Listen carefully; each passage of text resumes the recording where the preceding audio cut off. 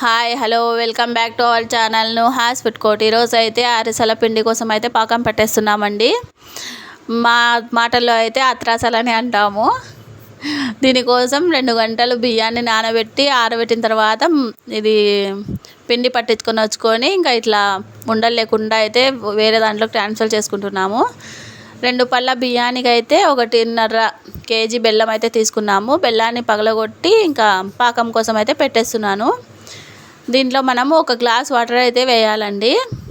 చిన్న గ్లాస్తో పాకం తీగ పాకం వచ్చేంత వరకు చూసుకొని ఇంకా తీగ పాకం వస్తేనే మనం జల్లెడ పట్టి పిండిలో వేసేసుకోవాలి. జల్లెడ వేయడం వల్ల దీంట్లో ఏమన్నా చిన్న చిన్న నుసి మట్టి అట్లా ఏదైనా ఉన్నా కానీ అందులో ఉండిపోతుందండి. బెల్లంలో ఉంటుంది కదా, లాస్ట్కి ఏవో ఒకటి వస్తూనే ఉంటుంది గలీజు.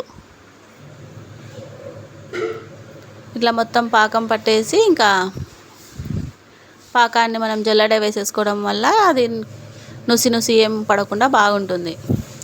పిండిని ఉండలు లేకుండా బాగా కలిపేసుకోవాలి. కలిపి ఒక 2 రోజుల తర్వాత గిన వేసుకుంటే మంచి టేస్ట్ అయితే ఉంటుంది. మనం వెంటనే వేయడం వల్ల అంత ఇది ఉండదు.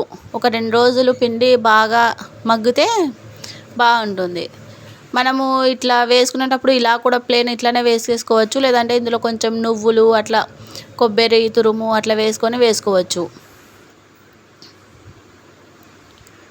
దీంట్లో మనము కొంచెం వంట సోడా కలుపుకొని వేసేటప్పుడు వేసుకుంటే బాగా పొంగుతాయి.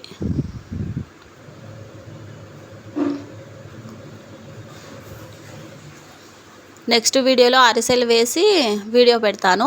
Thanks for watching.